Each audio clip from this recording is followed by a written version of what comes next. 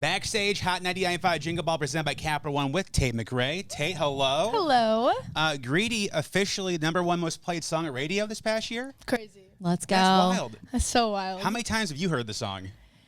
I mean, probably way too many times. I play it every night on tour. Yeah, absolutely. Yeah, but I on the radio, I don't usually like hear it too much. But my dad says he hears it like Oh, that's awesome. 20 times.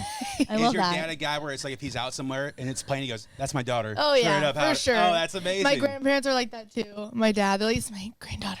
Oh, that's They, amazing like, tell though. everyone around them. It's funny. Well, we're happy to have you back at Jingle Ball, and it's cool. I always say the cool thing about Jingle Ball is you never know who the next big superstar is going to be. We had you 2 years ago, and you were starting to take off. Now here we are, massive star. Oh, thank you. But you had to know, like, this was obviously the plan, right? You know you're good. You know you're talented. You had to know, like, this was building.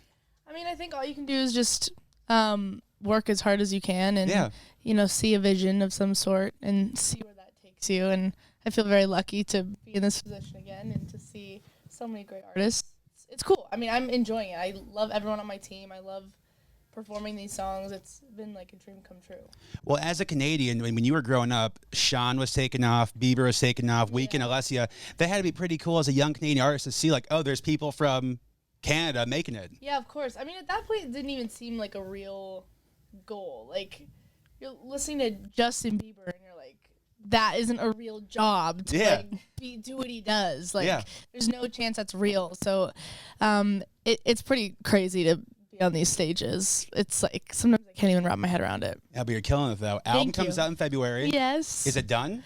It is, kind of. I was going to say, it's got to be hard. Is there a hard deadline of, like, okay, you really can't add anything else? Kind of. I mean, you can tweak it forever. Yeah. Until, like, I think it's like 2 weeks before. Oh, really? That you can, like, tweak it.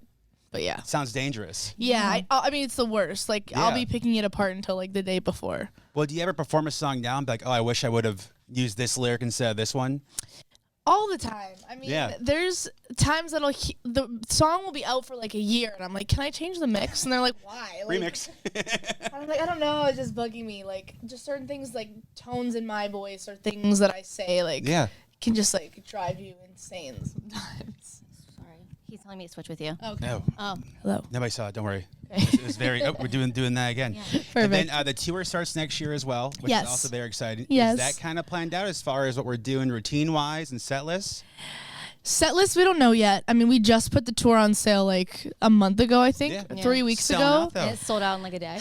which is so nuts. I mean, yeah, I've just like written in my journal like a million times that like one day I want to do an arena tour. So to be able to do that is like literally so wild to me. For sure. I'm so excited. I'm so excited to see how we create the show, how we build it. It'll be fun. Is it hard now to have to like whittle down a set list? Because obviously, like now you have all these hits. It's like, but you want to play the new stuff too. But your fans want to hear all the old stuff. Is that hard? Yeah, it is hard. I think people don't understand like how much time you sit in front of a computer and like see what flows into the other. Yeah. And they're like, why didn't you include this? And you're like, I wanted to. Like I would do a 6 hours. I wouldn't. That sounds actually terrible.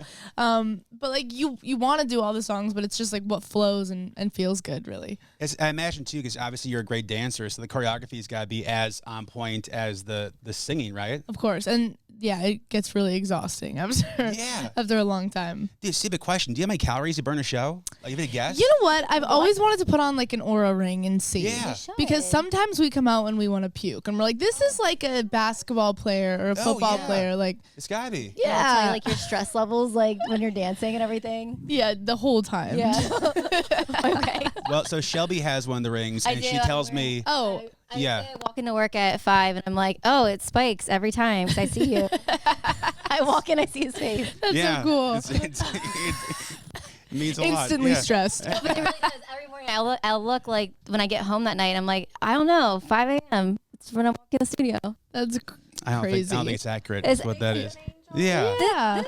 This guy. Is it hard to, I mean, we live in a time now where you could record today if you wanted to. You could literally record a song today. Do you have to tell yourself, like, I need to take a day off of not doing anything writing, anything music, and just brain rot a little bit? You know, you try as much as you can to.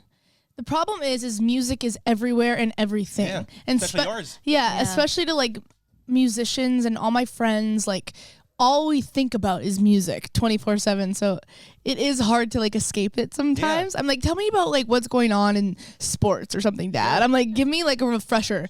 I just need to know something else other than music. Well, you and Megan Maroney shared the stage recently. That was pretty. She's amazing. So cool. Oh, she's so incredible. Yeah. Can we do a little country, a little Canadian country one day? You think? You know what? Crossover? I would love to do a song with her one day. She's so talented. Last question I have, because in the common world, if sometimes we'll see a person we haven't seen in a while, and go, hey, we should really hang out, and it just doesn't happen. With artists, is ever like, hey, we should really collaborate, and then you both know, like, it was probably just not. We'll just put it I mean, there. always. Okay, all right, that's fair. All that's the fair. time. That's fair. Tate McRae backstage, Hot 99.5 Jingle Ball, presented by Capital One. Thank you for coming. Thank you, guys. Oh. Nice to see you.